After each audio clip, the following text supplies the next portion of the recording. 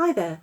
It's fair to say, that the characters in the Coronawar series have really struck a chord with readers and taken on a complete life of their own, if I'm honest with you. So I decided that I would keep the idea of them perpetuated in a blog. So we've got a village blog whereby each of the characters takes it in turn to give their take on life, what's going on around them, the situation, aside from what they say in the 4 books in the series.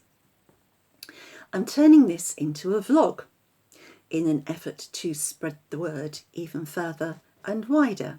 So I'm kicking this off, and the first post is actually called Kick Off, and it's from the Reverend Donald Dunwoody. I'm not sure why it's fallen to me to kick off this blog. I think people assume that a vicar is used to talking to people and addressing them. I can assure you I'm not going to get on a religious platform here. That would be totally inappropriate. Yes, I am a vicar, and yes, the church is my profession and indeed my way of life. But I'm a great believer in deeds, not words. I've held many ministries in some challenging parts of the world and in deprived areas in the UK, but I haven't seen anything like the challenges of the last few months. 2020 is going to be a very significant year in history, that's for sure. This is a small rural community.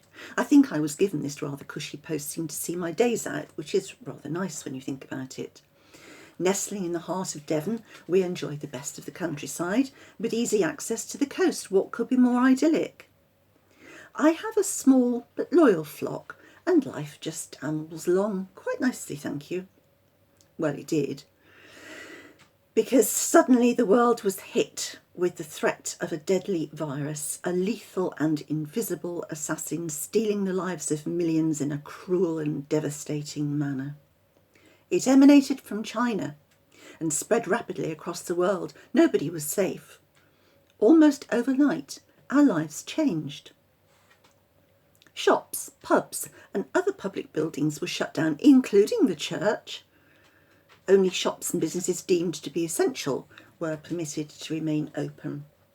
We were all required to stay in our homes and only go out for food and a minimum amount of exercise. It was extraordinary.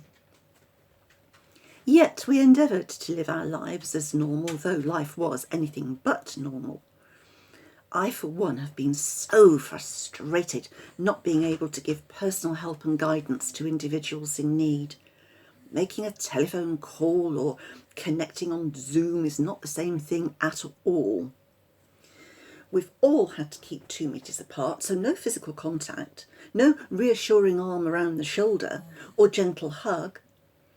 I've watched the lives of the villagers here change beyond recognition in many cases, and I can include myself in that. Not so long ago, I was all set to throw in the towel, leave the church and move away to start a new life. Don't ask me where or what that new life involved. I haven't the faintest idea, but I was set on this plan.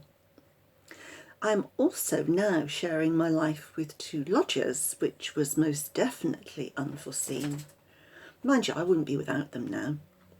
Louis and Monty came to stay with me when their mistress, Sally Johnson, sad lady, tried to kill herself.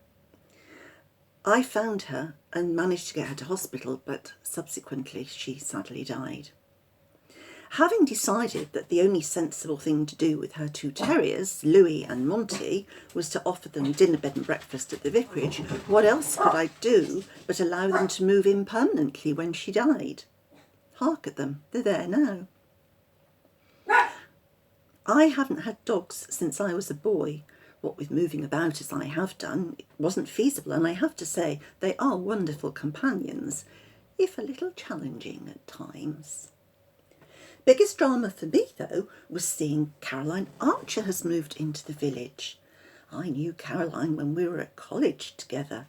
Pretty little thing, nice girl as I remember, and I believe she was a bit sweet on me.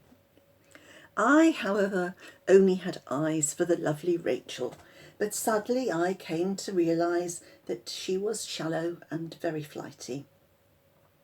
Very attractive, mind you, with cracking legs. Oh, don't be shocked. I might be wearing a dog collar, but there's a red-blooded man under this cassock. I wasn't sure that Caroline would remember me, or even recognise me, but she did, and I find that there's more of a glimmer of attraction between us. Who would have thought it? The realisation was what it took for me to decide that leaving the church and the village was not an option anymore. Luckily, the bishop shared that view. I think he was actually of that frame of mind from the outset, to be honest with you, but lucky for me he was. Of course, it hasn't been a case of happy endings all round, but I'll leave others to tell their own stories. And it's not as if we're out of the woods yet. I fear for us, I really do. The government has thrown money at just about any cause you care to mention. People talk about government money, but it's our money, yours and mine. We're going to be picking up these bills for many a year to come. And having put in place restrictions on movement, these are all being lifted in the name of boosting the economy. The virus hasn't gone away. We are at serious risk of seeing another spike. The signs are all there. It started overseas and it will happen here. You mark my words. People have abused the restrictions from the beginning, which is bad enough, but it's worse now. Holidaymakers are flocking down to us and beyond into Cornwall. I mean, Cornwall's only got one hospital.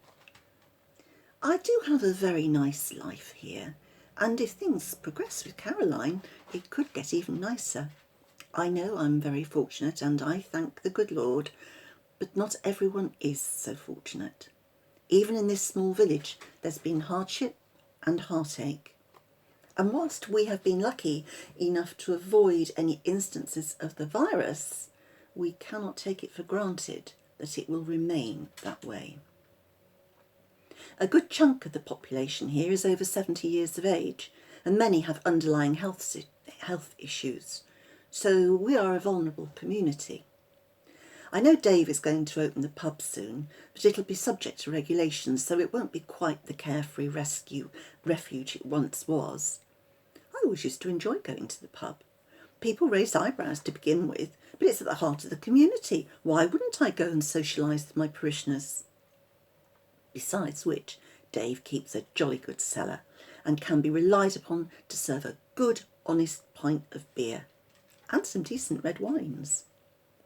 Poor Dave lost his daughter to the virus, but he's had the family to stay recently and things seem to be looking up for him and his ex-wife, which is good. I was hoping to reopen the church, but the bishop won't hear of it, even though I thought through suitable precautions and restrictions. So life goes on, but not as we've always known it. Who knows what's waiting for us around the corner? So carpe diem, seize the day. These dogs are a shining example of the joys of living in the moment. Do they fret and worry about what's round the corner? No. They're currently, well, they were snoring quietly under the desk, but you've probably heard they've been running around a bit. But they're secure in the knowledge that they will get some exercise before the day is out, as well as their food and a couple of treats thrown in along the way. I expect you'll be hearing from me again soon in the not too distant future, but others in the village are going to take a turn at this. So bye-bye for now. Stay safe. Blessings from me, the Reverend Donald Dunwoody.